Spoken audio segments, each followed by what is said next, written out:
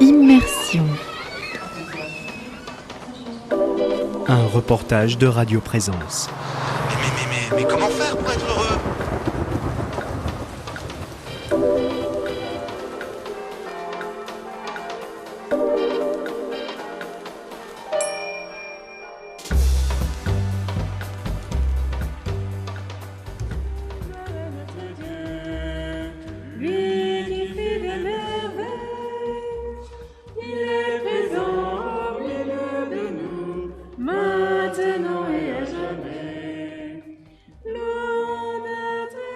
Bienvenue en direct du cloître où nous sommes confinés depuis quelques semaines, 3 maintenant, avec quelques étudiants ici présents à droite et à gauche en train de bronzer parce que voilà, nous avons travaillé ardemment tout ce matin pour préparer le cloître en vue de la procession des rameaux et surtout en vue des apéritifs et des bals de fin de confinement que nous pourrons réaliser. On est en train de préparer tout ça pour vous faire... Voilà, Ce que vous entendez là s'est déroulé il y a déjà longtemps. C'était au temps du confinement, dont le souvenir finira peut-être par s'estomper, tant le quotidien et les nécessités de nos vies finiront par reprendre peu à peu leur légitime place. Pourrons-nous effacer pour autant la réalité de ces 2 mois ? En garderons-nous la mémoire, de façon plus ou moins consciente, plus ou moins heureuse ? Pourrons-nous simplement retourner et reprendre nos vies d'avant ? Qu'est-ce que ce temps si particulier nous aura permis de vivre ? Nos communautés chrétiennes en sauront-elles changer ? Que pourrait pour nous, pour notre Église, naître de bon de cette épreuve ? Pour tenter de répondre à ces questions et à bien d'autres, et à quelques jours du 11 mai, et de manière toute virtuelle, nous nous sommes rendus à Saint-Pierre-des-Chartreux, siège de la paroisse étudiante de Toulouse. Nous y avons rencontré quelques étudiants confinés en ces lieux avec le aumônier, le père Damien Verlet. Nous nous sommes également rendus à Blagnac. Nous avons croisé là le père Gérard Baptiste, curé de la paroisse. Il venait tout juste d'ouvrir les portes de l'église. Voyons avec lui à quoi, en ces derniers jours de confinement, ressemble la paroisse de Blagnac. Je vous salue, Marie, comblée de grâce. Je pense qu'elle ressemble à beaucoup d'autres paroisses, c'est-à-dire elle est motivée, je pense très motivée, parce que nous avons fait en sorte, avec toute une équipe, de maintenir le lien, parce que autant il faut le maintenir au niveau de l'économie, comme le gouvernement fait tout ce qu'il peut pour y arriver, mais il faut aussi sur le plan spirituel souffler sur la braise pour qu'elle ne s'éteigne pas. C'est comme l'amour, vous savez, l'amour c'est une braise qu'il faut entretenir afin qu'elle ne s'éteigne pas. Et nous, c'est ce que nous faisons, c'est-à-dire nous avons régulièrement, chacun à son niveau, publié un certain nombre de documents, de textes importants, qu'ils soient du pape, de notre diocèse, qu'ils soient de tel ou tel maître spirituel. On a essayé donc de beaucoup publier de choses. Personnellement, j'ai fait aussi quelques textes de réflexion, vous voyez, 2-3 pages par-ci, par-là. Chaque semaine, j'essaie de publier 2-3 dossiers, vous voyez, que j'envoie. Nous faisons aussi quelques offices, vous voyez, j'ai fait le chemin de croix en YouTube, des messes assez régulièrement en YouTube.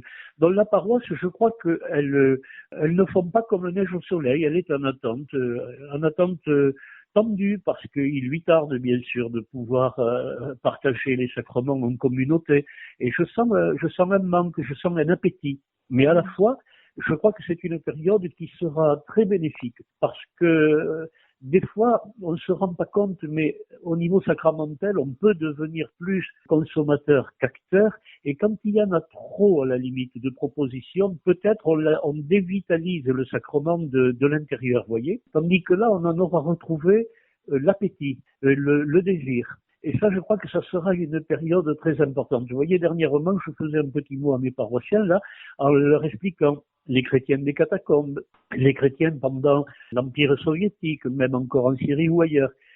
Tous ces gens qui ont été privés pendant longtemps d'une certaine expression de la foi, et l'appétit était énorme, quoi. Leur foi était énorme. Donc je suis assez, même franchement, optimiste et positif. Je crois que cette période aura été une très bonne période de vérité face à soi-même, parce qu'on est face à soi-même, chacun chez soi, et à la fois, ça sera été une période où la communauté va reprendre tout son sens et toute sa joie de se retrouver. Nous te saluons, toi Notre-Dame, Marie Vierge Sainte. À la paroisse étudiante de Toulouse, le père Damien Verlet, aumônier des étudiants et curé de cette même paroisse, nous révèle une expérience autre. Une quinzaine d'étudiants, les membres de la fraternité, qui pour une année se sont mis au service de la paroisse, et d'autres qui ont librement fait ce choix, ont pris le parti de vivre ce confinement en communauté. Père Damien. Voilà, c'est ça, c'est ce qui a été la source d'une grande joie pour moi comme pasteur, hein, c'est d'avoir vécu ce confinement avec un petit troupeau, un petit peuple de Dieu, mais voilà, en présentiel, en réel, eh bien, nous étions donc 15, cette famille avec 3 enfants en bas âge, et 8 étudiants et un propédeute, c'est-à-dire un jeune qui se prépare à rentrer au séminaire. Il nous a rejoint pour l'occasion parce que son séminaire ayant été fermé pendant cette période de confinement. Ce qui veut dire que la paroisse étudiante n'était pas tout à fait la même, mais pas tout à fait une autre cependant. En effet, bien, il y avait donc cette présence-là au cœur de la pastorale étudiante, et puis après, c'est la paroisse virtuelle, c'est-à-dire que beaucoup d'étudiants sont rentrés chez eux à la campagne ou dans d'autres villes, de les rejoindre à travers les réseaux sociaux, particulièrement Facebook, jour après jour, proposant une vie spirituelle assez rythmée, et puis aussi un peu des challenges. Donc la vie spirituelle, c'est de commencer chaque matin par le temps de prière, de méditation, de 30 minutes à 8 heures le matin, pour essayer de les inciter à se lever. Puis le soir, il y avait la messe à 19h. Le midi, il y a des étudiants qui ont monté un chapelet en ligne, et donc ça, c'était très chouette aussi. Donc voilà, ça c'est tout ce qu'on a essayé de maintenir en fait pendant cette période de confinement via les réseaux sociaux, et en essayant de stimuler la créativité aussi des étudiants, en faisant un petit challenge des étudiants. Votre paroisse a un incroyable talent, pour essayer de mettre en valeur des idées que les étudiants ont pu avoir pendant ce confinement pour garder un peu le lien ou pour faire des choses qui avaient du sens. Et donc ça a été un sacré challenge, mais un objectif un peu de faire perdurer cette pastorale étudiante pendant ce temps de confinement.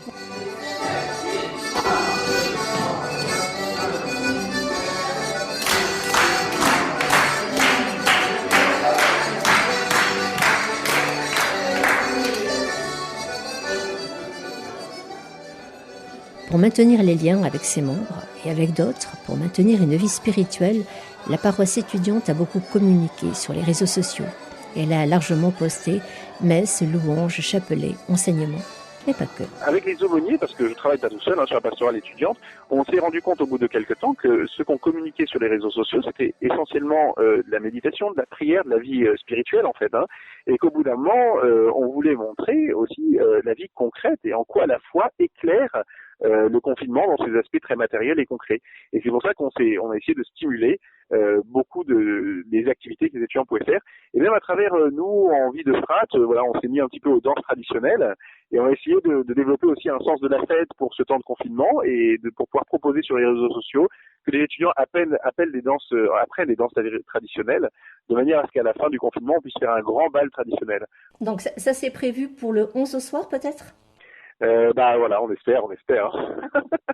On va fédérer d'ici là quelques instrumentistes, quelques musiciens, quelques chanteurs qui connaissent un peu des danses traditionnelles de nos régions, et puis continuer à apprendre les pas de danse. Mais c'est vrai que c'est quelque chose de très sympathique, très communautaire, et on espère pouvoir proposer aussi une manière de faire la fête autrement, parce que je pense que les gens ont pris conscience qu'on ne peut pas vivre simplement entre individus séparés les uns des autres, et qu'on a besoin de ces joies communautaires. Et au-delà des fêtes que les étudiants peuvent avoir, que ce soit sur la place Saint-Pierre ou dans les boîtes de nuit ou dans les nightclubs, ces danses traditionnelles, je pense, sont des lieux de rencontres communautaires. Et on l'a expérimenté, nous qui avions la chance d'être 15, en dansant à 15 avec des enfants, des parents de la frate, de la famille de la frate, et puis les étudiants et même un prêtre. Il y avait quelque chose de très beau de vivre ces choses ensemble. Oui, puis ce sont nos racines aussi peut-être, ces danses communautaires, ces danses traditionnelles, ce sont là toutes nos racines, même si on les a oubliées. Oui, alors c'est ça. Moi, je crois aussi que aujourd'hui, les gens ont beaucoup d'attrait pour tout ce qui est traditionnel, les danses traditionnelles, l'agriculture traditionnelle à travers la permaculture, enfin toutes sortes de choses traditionnelles. Et en fait, comme chrétiens, nous, la tradition, on sait ce que c'est, une tradition vivante et qui continue à éclairer les vies. Et donc, du coup, je pense qu'il y a aussi quelque chose qu'on peut apporter avec le côté décalé des réseaux sociaux, du virtuel et de tout le côté un peu moderne qu'on peut avoir. Mais il me semble que la tradition, c'est ça aussi, prendre le meilleur de ce qu'il y a dans le passé, passé, et puis l'actualiser. Et donc, il me semble que c'est une des visions importantes pour notre pastorale étudiante aujourd'hui. Ouais. Et tous les jours, pour rester en lien, pour faire partager leur vie, les étudiants postent des messages. Je m'appelle Anne, j'ai 23 ans et je suis en Master 2 de droit à la fac de droit Toulouse à UT1. Alors notre journée en confinement, c'est bien parce qu'on a un bon programme pour pas rien faire de la journée. Donc on a des petites méditations tous les matins à 8h par l'abbé. Et ensuite, moi je travaille mon mémoire, donc on travaille toute la matinée. Ensuite on déjeune tous ensemble. On prie le chapelet ensemble pour ceux qui veulent et peuvent après. Ensuite on retravaille toute l'après-midi et le soir. À 18h on a un petit cours de caté par l'abbé, ce qui est trop bien. Parce qu'en fait on n'y connaît rien. Enfin, j'avais juste les notions de base mais pas tout. Et à 19h on a la chance d'avoir la messe tous les soirs, donc ça c'est une grande joie. Et le soir on se fait des petites soirées, des soirées films, des petites soirées tous ensemble, des soirées chacun, ou quand chacun va être chez soi, il peut être chez soi. Bonjour, je m'appelle Baudouin, j'ai 20 ans, je suis de Toulouse et j'étudie en BTS Tourisme. Alors, comment je fais pour garder la forme confinée? Tous les matins, 7h, 8h, 1h de muscu avec Lou. Oui, il est là pour motiver. Et du coup, on pousse à la salle, on fait de la muscu, du cardio, on va courir en ville, avec l'attestation bien sûr. Et après, sinon, on rythme un peu les journées parce que moi, je continue les cours en vidéoconférence et on a des temps de prière ensemble. Et enfin, les journées sont bien rythmées, on peut garder la forme, c'est super. La nouveauté, c'est apprendre à vivre dans un lieu fermé pendant plus d'un mois avec les mêmes personnes. On a la chance d'être 15, mais bon, ça s'apprend quand même de vivre avec ce nombre. Pour moi, la plus grande difficulté, c'est juste les personnes qui me manquent, l'écart avec les personnes que j'aime. Mais à part ça, comme on a un bon rythme de vie, on a plein de choses à faire, ça se passe très bien. Je m'appelle Lucie, j'ai 19 ans et je suis en deuxième année d'études d'histoire à la Cato de Toulouse. Alors je suis responsable musique, donc ma principale mission c'est l'animation des messes du dimanche soir.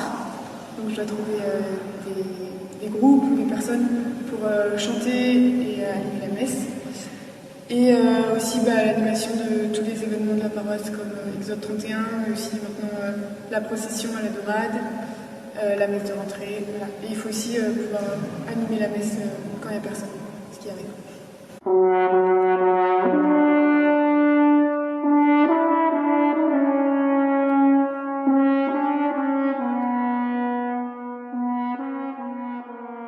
À Blagnac, beaucoup plus que sur les réseaux sociaux, c'est sur le terrain que le père Baptiste a vécu ce confinement. Moi, pour ma part, si vous voulez, le confinement, je ne l'ai pas particulièrement ressenti parce que l'activité est restée très, très, très importante. J'ai la chance, si vous voulez, d'avoir un ministère qui a été toujours assez éclectique et j'en suis très heureux ainsi de ne pas être dans une forme de corporatisme, mais d'avoir des dimensions différentes. Vous voyez, je suis aumônier militaire de régiment parachutiste sur la garnison de Toulouse. Le général m'a dit, padré, parce qu'on nous appelle le padré dans l'armée, padré, j'aimerais bien que les régiments que j'ai été obligé de confiner, parce que comme ce sont des régiments projetables, les parachutistes sont projetables et ils sont tous là, vous voyez, dans le sud-ouest de Bayonne à Carcassonne. Il m'a dit, j'ai été obligé de les confiner parce qu'il faut qu'ils puissent être opérationnels en moins de 48 heures, donc on ne va pas aller les chercher dans toute la France. Donc ils sont là dans leur régiment. Et il y a beaucoup de jeunes militaires. Donc il m'a dit, j'aimerais bien que vous passiez voir les régiments pour remonter peut-être un peu le moral, pour discuter avec certains, écouter un peu leurs soucis, leurs difficultés, puis même leurs joies aussi, bien sûr. Mais comme il y a pléthore de régiments dans le coin, il m'a quand même fallu en faire régulièrement le tour. Comme je vous ai dit, l'autre jour, quand nous avons parlé ensemble, il m'a été demandé également d'assurer cette pastorale par la commission diocésaine, vous voyez, des funérailles. Il m'a été demandé d'assurer les funérailles quasiment de beaucoup de décès à Toulouse ou en banlieue et bien sûr à Blagnac. Donc je me suis occupé du funérarium, je me suis occupé du crématorium. Mais vous voyez, la semaine dernière, j'ai assuré une bonne quinzaine de sépultures, sinon peut-être même un peu plus. Et bien sûr, je les ai faites dans ma paroisse régulièrement, quand il y en avait. Et donc, tout ça, bien sûr, m'a occupé pas mal. Et puis après, il y a ce domaine informatique. Et pour ceux qui me connaissent, ils diront pas le contraire. Je ne suis pas un grand pratiquant de l'informatique. Je suis croyant, vous voyez, mais pas pratiquant.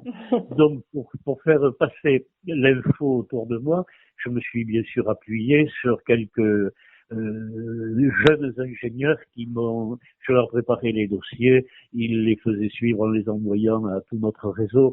Et ça a été aussi du travail, parce que quand on n'est pas très habile dans ce domaine, ça décuple, si vous voulez, le temps et l'activité. Mais j'en suis très heureux, parce que ça, c'était une de mes conversions de carême, vous voyez, que je ne me doutais pas. Le bon Dieu, il manque pas d'humour. Il surprend toujours, le bon Dieu, oui. Ah oui, il m'a surpris là, parce que j'ai résisté, mais là il fallait bien, comme gentiment la secrétaire était bien sûr confinée chez elle, il m'a fallu un petit peu essayer d'avancer, donc sortir le courrier, l'analyser, transférer des documents, enfin bon, tout ça je m'y suis mis très petitement, ne croyez pas, je ne suis pas venu un maître de l'informatique, mais enfin je me débrouille un petit peu mieux. Puis se découvrir autrement aussi. Oui, et puis je ne voulais pas, si vous voulez, faire de la rétention d'informations.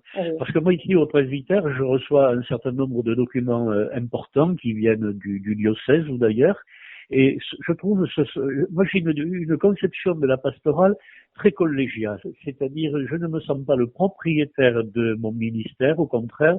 Moi, mon souci, c'est de pouvoir le partager avec tout le monde et à égalité avec tout le monde, même si nous avons tous des missions différentes, mais on ne doit pas faire de la rétention. Moi, tout ce qui touche au ministère ne m'appartient pas. J'en suis le serviteur et je suis heureux. Vous voyez, hier, nous avons reçu vers 15h une longue lettre de notre vicaire général, Hervé Guignard, qui nous donnait les détails de ce qui va se passer à partir du 11 mai, comment gérer les cérémonies, le contenu des églises et tout ça.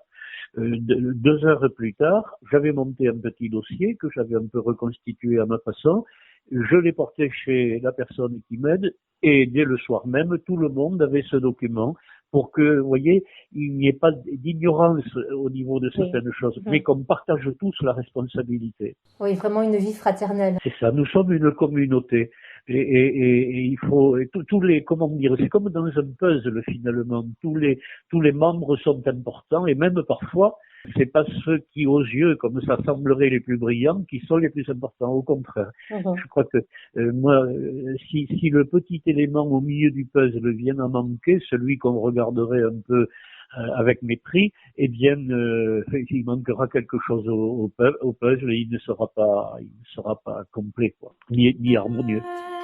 Vous qui portez un fardeau, venez, vous tous qui peinez, et moi je vous soulagerai. Mais le virtuel a ses limites, même à la paroisse étudiante. Père Damien. Donc moi je me suis dit, au début on est allé dans le tout virtuel parce qu'on s'est dit c'est très important que les gens continuent. Maintenant on essaie de déconfiner autant que la loi nous permet. Depuis la fête de Pâques, en fait j'ai rouvert l'église parce que le tombeau est ouvert, le Christ est ressuscité, et donc je me suis dit mais en fait on peut rouvrir nos églises. Et donc on s'est mis à rouvrir l'église, et puis moi entre 16h et 18h, si des personnes passent dans l'église, eh bien, je les recevais, et on peut discuter, on peut éventuellement se confesser voilà, avec les distances qu'il faut. Et même éventuellement recevoir la Sainte Communion. Donc c'est quelque chose, je me suis dit, maintenant c'est le moment. Il faut y aller, il faut ouvrir dans ce que la loi nous permet, et permettre aux gens de retrouver des liens réels à l'Église, de retourner à l'Église, et s'il est possible de recevoir les sacrements.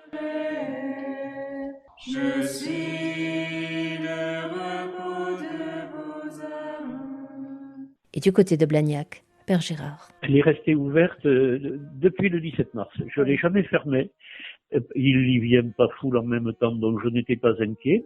Elle me servait aussi pour faire passer de l'info, parce que sur le fond de l'église, vous voyez, je mettais 2-3 petits tabourets pour que ce soit pas mélangé avec tous les documents habituels que nous avons au fond des églises. Et les gens pouvaient se servir, vous voyez, là, le mois de mai, le mois de Marie, si je faisais un petit commentaire de l'évangile du dimanche, je le mettais écrit à la main, au fond, en nombre, les gens pouvaient se servir.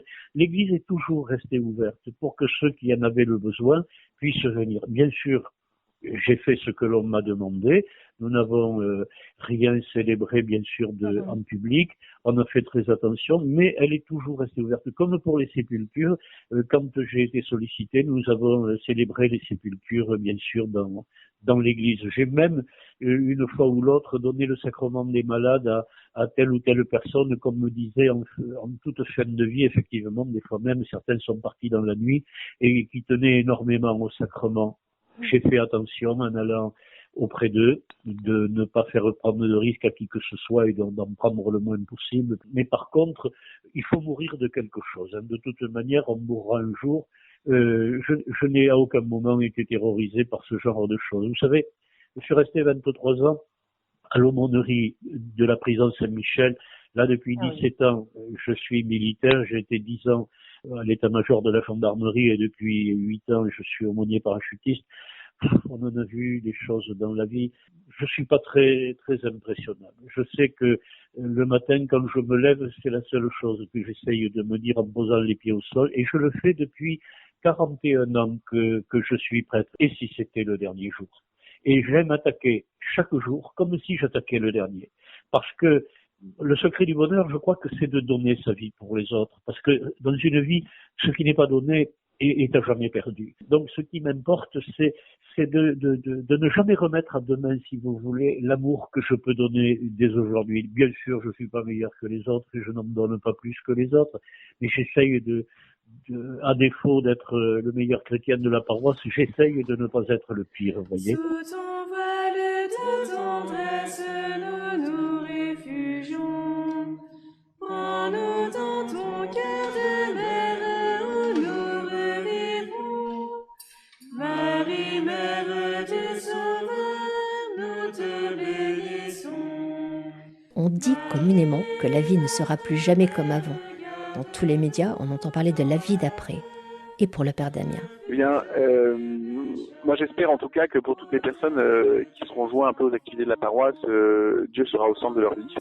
C'est ce à quoi nous avons œuvré pendant ces 2 mois avec la frappe, permettre de mettre Dieu au centre de sa vie, d'avoir une vie de prière structurée pour pouvoir faire face aux enjeux de l'avenir et pour être vraiment artisan du royaume. Voilà, on sent bien ces désirs de changement dans la jeunesse ou dans notre société, ces désirs pas de décroissance, mais en tout cas d'une sobriété de vie, qu'il y ait plus de place au silence, au Seigneur, aux relations interpersonnelles. On en a été frustrés pendant 2 mois. Vous voyez, soigner ces relations-là. J'espère de tout cœur que toutes ces semaines aussi où une grande part de notre vie a été devant les écrans, eh bien, ça a été qu'une passade et qu'on va pouvoir sortir de nos écrans aussi, parce que le risque serait que on soit habitué aux relations virtuelles, qui parfois sont moins exigeantes, et on peut quitter un groupe sur un clic. Vous voyez, accepter en fait à l'avenir aussi que les vraies et belles relations prennent du temps. Vous voyez, le risque aussi serait que paradoxalement, même si on a eu du temps pendant ces 2 mois, eh bien, on est vécu un peu dans cette push button society où on clique et on zappe et on zappe. Voilà, je pense que les combats seront peut-être un peu les mêmes qu'avant aussi.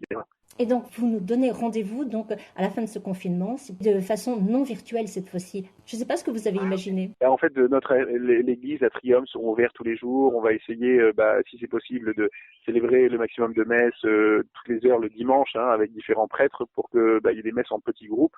Mais je pense que c'est effectivement un des changements quand même du point de vue de notre vie d'église. C'est ce fonctionnement beaucoup plus par cellule, par fraternité, par petits groupes. Voilà, moi j'espère tout au long de cet été proposer aux étudiants des petites caravanes missionnaires, partir dans les villages avec un camping-car et une voiture, vous voyez, en groupe de 10, pour voir vivre des moments forts de 3-4 jours en petits groupes, parce que on voit que c'est dans cette vie fraternelle que les choses grandissent véritablement. Donc ça sera des questions pour cet été, mais en tout cas très concrètement, à la paroisse Saint-Pierre-des-Chartreux, l'église est ouverte, entre 16h et 18h, vous aurez toujours un prêtre pour vous accueillir, pour discuter, pour éventuellement recevoir les sacrements. Et voilà ce qu'on proposera, et puis on continuera de transmettre une messe du dimanche, en tout cas sur les réseaux sociaux, quoi.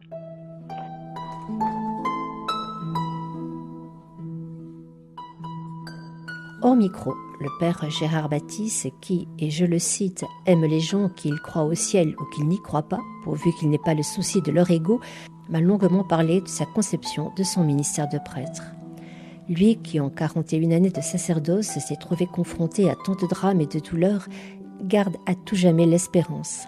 Après la vie, il y a la vie, me disait-il, et tant de belles choses ont été vécues au cours de ces 2 mois, au cœur de la paroisse et plus largement de la ville de Blagnac. Moi, vous voyez, j'ai fait 51 ans de rugby à 13 à l'Olympique de Toulouse et un peu en équipe de France. Eh bien, j'ai toujours gardé cette mentalité dans le ministère de sportif. C'est-à-dire, j'aime jouer pour une équipe et j'aime gagner avec cette équipe. Quand j'ai quitté Valma, j'ai tourné la page. J'y étais très très heureux. On y a, je crois, beaucoup et bien travaillé. Maintenant, je suis à Blagnac, très bien entouré par une communauté qui m'a super bien accueilli, et même au-delà de la communauté chrétienne, la communauté humaine, et notamment son maire, Joseph Karl, m'a super accueilli. Je viens de le rencontrer en allant ouvrir l'église, et nous avons échangé, bien sûr, un long moment sur les activités. Mais voyez, c'est pas forcément quelqu'un qui adhérerait à tout ce que nous portons, mais c'est un homme qui, sur le plan humain, est exceptionnel et très très chaleureux, très sympathique, un humaniste social. Nous nous comprenons bien. Mais c'est vrai aussi avec les associations, avec les autres personnes qui ont des responsabilités.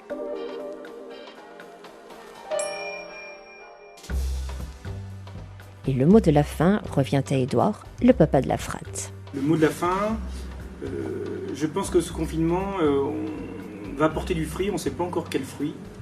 En tout cas, j'espère que ça sera le regard aux autres et au monde qui va changer.